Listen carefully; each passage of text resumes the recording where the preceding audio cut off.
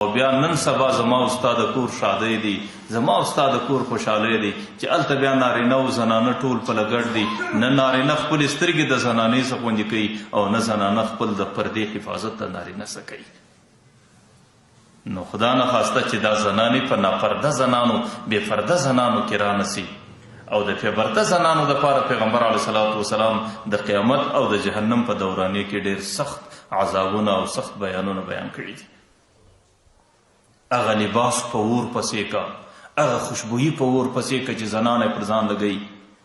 نن زما او ستا وادونه په کم شکل دي، زما او ستا رواجونه په کم شکل دي چې کله په دې کور کې په دې محل کې واده وي،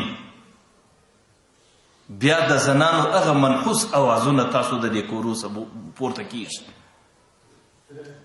بیا خو حاجي صاحب صوفي هم دی، سپین ږیری هم دی او په محله کې د حاجي په نامه هم یادېږي او په صفیاول کې ولاړ دی. بیا د همت درته جواب ورکوي. بس بیا په ټوله معاشره او په ټول کلي کې د ټولو څه بې همته انسان دی. بیا د ده د لور اواز راپورته کېږي، د ده د مژور اواز راپورته کېږي، د ده د پلان اواز راپورته کېږي او دا د دنیا لیونیان لفنګانې اوري او هغې خپل غوږونه ورباندې نیولي دي او هغه بې حیایه اوازونه د حاجي صاحب د کوره راپورته کېږي. ما ته کله په خدای قسم افسوس ودرېږي چې هغه د حاجي صاحب غیرت سوسو، غیرت اسلامیت سوسو، اسلامیت یې په اور پسې هغه پښتني دود و رواج سو.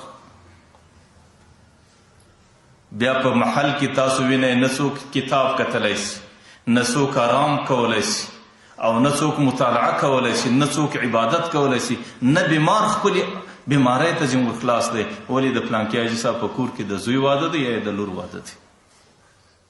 بیا هغه سپین سرې بوډۍ دا جاڼۍ په شکل ورته ناست دی او دا د دې بدلو انتظام سنبالوي او د هغې اثر دی چې حاجي صاحب 5مه ورځ بعد را رواني او دا ډېر مشکوي زوی ته مې داسې واده ور وکړي بېشې دستي راسه جلا کوي او سپین سرې هم را روانه ده. یاره زوی ته مې په داسې شوق باندې واده ور وکړي لیکن 3مه ورځ یې ښځه په مخه واخیسته دلته ځو سپین ږیری ونه پرېږدو. زه هم اوس هم چې حاجي صاحب زوی څه در سره وکړو، سپین سرې جاڼۍ ته وایم چې زوی څه در سره وکړو، دا اوس هم په خدای قسم در باندې لږ دي. تا د ځانه څه جوړ کړي ولو، ستا د زوی واده په کوم شکل ولو، ستا د لور ودېده په کوم شکل باندې ولو. نن خو بیا یو بل مصیبت جوړ دی. زما در دې غوږو دا خبرې را رسېدلي دي چې کله زنانې په یو کور کې اتڼ کوي نو یو نوجوان خپلې ښځې ته ټلیفون په لاس ورکړي وایي ته ورسه ویډیو یې جوړه کړه او چې کله د زنانو د اتڼ ویډیو جوړه سوله نو بیا د محلې په یو کوټه کې دا لپنګان راټول سوي او دا د شهوت لیونیان راټول سوي. یوې ورته دا کوي دا د پلانکي کور والا ده، دا د پلانکي کور والا ده، دا د پلانکي کور والا ده. دا داسې نه دي چې زما ذهني خیالات دي، دا په خدای قسم زما او ستا په دې حالاتو کې واقعي خبرې دي او ما او تا در دې ځایه اوس رسېدلي یو.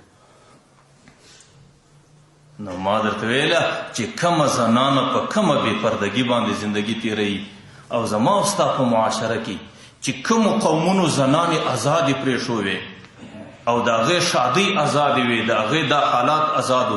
تاسو ورسئ د هغې د زنانو څه نن پردې وغورځېدې، د هغې د زنانو هغه فراخ لباس نن په تنګ لباس بدل سو او د هغې د زنانو څه نن لباسونه وختل په خدای قسم په پتلنو باندې بدل سو او نمونه یې د مسلمانانو دي او کورونه یې د مسلمانانو دي او شکلونه یې د مسلمانانو جوړ کړي دي.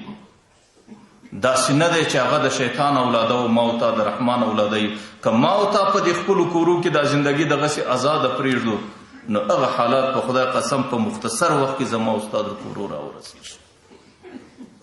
نو پر ځان باندې پرده اچول، پر خپل ناموس باندې پرده اچول، پر خپل کور باندې پرده اچول او خپل زنانه په پرده کې راوستل او زنانې د پردې تعلیم ورکول، دا د خپل ځان سره وسیله ده، د خپل کور سره وسیله ده او د خپلې زنانې سره وسیله ده.